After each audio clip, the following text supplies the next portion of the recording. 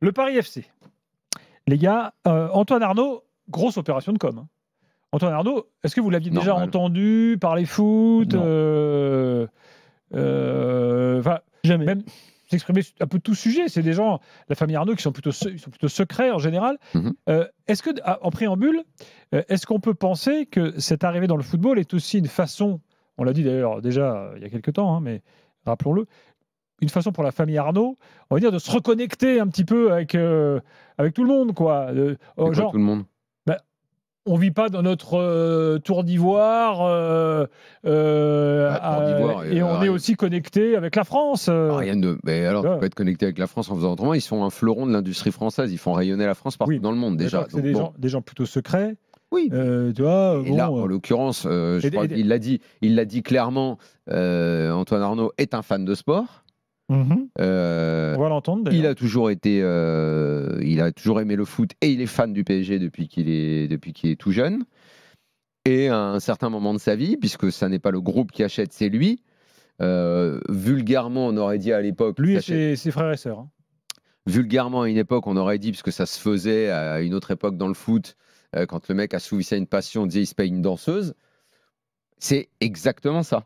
Après, il y a ceux qui font bien danser et il y a ceux qui font mal danser. Lui, on va voir si le PFC, il le fera bien danser. Il arrive avec beaucoup d'ambition, il a envie de s'entourer de bonnes personnes, il rencontre énormément de gens. Pour l'instant, on va dire qu'il procède plutôt d'une démarche qui est très intelligente, mais on en est qu'au début de l'histoire. On ne sait quasiment rien de son histoire et on sait très bien que dans le foot, il y a énormément de gens brillantissimes qui ont réussi partout, qui se sont cassés le nez. Parce que soit ils n'ont pas écouté, soit ils ont trop écouté, soit ils ont écouté les mauvaises personnes, ils ont fait les mauvais choix, ils sont tombés sur des agents qui les ont... Enfin, en tout cas, il est au devant d'une aventure. Je ne sais même pas s'il mesure la difficulté de son aventure. Il a eu une réussite exemplaire à titre perso, parce que ça n'est pas que le fils de son père. Hein. Attention, c'est un gars qui a des études... brillante, qui a redressé des entreprises, qui en a fait progresser. Il n'est pas uniquement le fils de Bernard Arnault. Attention, on n'est pas en train de parler du fils Lagardère. Du fils d'eux, quoi. Par exemple. Par exemple. Bon, écoutez-le. Parce qu'il y a plusieurs sujets. Et là, il a envie finalement de faire ce que, très honnêtement, beaucoup de tous les gens qui nous écoutent, des fans de foot, au fond, moi je me mets dedans, rêveraient de faire. C'est-à-dire, on a tous tripé à un moment sur « je gagne à l'euro-million une somme délirante, je m'achète mon club de foot ». C'est le fantasme foot manager, c'est le fantasme... Enfin, c'est un fantasme que lui... dis-tu ? C'est un fantasme... J'ai le club en plus. En plus, pour le coup, ton club, il vaut que dalle, dis donc. J-10 d'ailleurs. Voilà. Avant le 8e tour de la Coupe. Ah, vous êtes qualifié encore ? Entre Tours et la ville où je vis désormais à côté de Rennes. Incroyable. Le Gotrico. Le Gotrico a lieu le samedi 30 novembre, mais j'y serai évidemment. Avec Brian Bergogneau sur le banc de tour. Donc lui, il a la chance de pouvoir réaliser ce fantasme que tous les amoureux de foot rêvent d'accomplir un jour. Il va le faire. On verra bien. Bon, les dossiers du moment. Attends, justement, je voulais juste intervenir sur ça, sur un point. Il me semble la différence avec les projets qu'il y a eu récemment, enfin qu'il y a eu de tout temps d'ailleurs. Je parlais de Lagardère, c'était à dessein, parce que Lagardère c'est un mec brillant et puis ça n'a pas marché avec le Matra, mais c'est très vieux. Bon, il y en a eu plein. Non, la seule différence, et qui me paraît être très importante, c'est l'alliance de départ, y compris avec Red Bull. Parce que là, tu as toute sur l'expertise et voir après sur le développement, sur le réseau, c'est quand même un truc qu'on a rarement vu de manière aussi claire. Ils prennent 15% quand même de l'histoire en plus, Red Bull. Bon, bref, c'est à mon avis, pour moi, pour l'instant, je préjuge de rien. Ça préjuge de rien, je veux dire, mais je trouve quand même que la solidité du projet, pour reprendre le terme, là, elle tient aussi à ça. Écoutez-le parler du stade, parce que Ferracci, j'ai oublié le prénom de M. Ferracci. Pierre, voilà.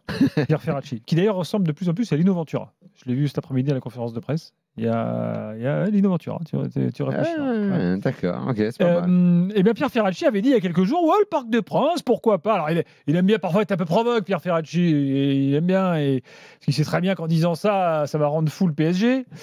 Écoutez la mise au point aujourd'hui d'Antoine Arnaud sur le futur stade du Paris FC, aujourd'hui à Charléty, dans le sud de Paris, et sans doute l'année prochaine à Jean-Bouin, mais enfin, pour l'instant, rien n'est sûr. Aujourd'hui, on est à Charléty. On envisage peut-être d'être soit à Charléty amélioré, soit à Jean-Bouin. On est un club de Ligue 2. qui aspirent à monter en Ligue 1, le Parc des Princes et ses 50 000 places, c'est pas du tout d'actualité. Voilà, balayer le Parc des Princes. Et il ouvre la piste à une nouvelle possibilité, c'est un Charletti amélioré. Mais toujours avec la piste d'athlée. Je précise parce qu'il a également dit ça. C'est moyen de commencer une aventure dans un stade qui déjà sonne creux et avec la ça veut dire que Jean-Bouin, c'est peut-être pas si évident de s'entendre avec le stade français. Ils sont même allés jusqu'à dire qu'ils pourraient essayer de dealer avec Jean-Bouin pendant le temps des travaux à Charletti et après arriver dans un Charletti rénové. Alors certes rénové, ce à quoi pourrait tenir d'ailleurs Pierre Ferracci, il l'a dit, mais même s'il y a une partie de l'histoire du PFC à Charletti, ce stade avec cette piste d'athlée et tout sauf un stade de foot, c'est dommage de commencer l'histoire. Franchement, c'est un stade ce serait dommage de commencer l'histoire là, même s'il est rénové à Charletti. Alors, c'est assez marrant parce qu'on a là donc la première fortune de France, la famille Arnaud, qui parle de ses ambitions. Et vous allez voir comment Antoine Arnaud est méga prudent.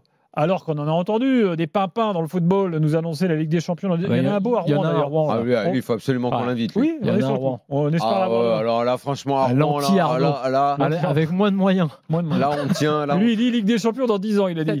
7 ans, t'es fou quoi, 7 ans. Il a dit ça ressemble à tes amis là, qui étaient à Grenoble, les Chinois. Non, les Japonais. Japonais de Index. Les Japonais ? Les Japonais.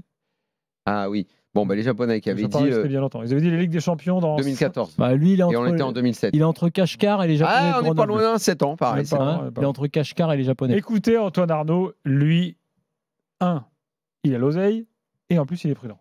On veut faire les choses étape par étape. On ne veut pas les brûler. D'abord, construire encore mieux cette très belle équipe de Ligue 2 qui a pour vocation à monter en Ligue 1. Bien entendu, une fois qu'on sera monté en Ligue 1, c'est pareil. Le premier objectif, ce sera d'y rester. Et puis ensuite, petit à petit, on va essayer de construire une équipe qui sera en première moitié de tableau et ensuite qui essaiera d'accrocher les places européennes. Jamais vous me verrez annoncer qu'on veut gagner la Ligue des Champions dans 5 ans parce que je pense que c'est pas du tout notre vocation.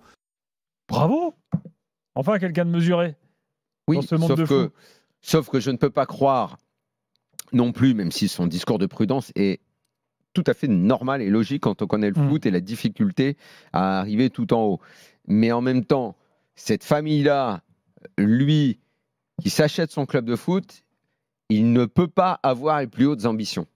Plutôt ne pas avoir les plus hautes ambitions.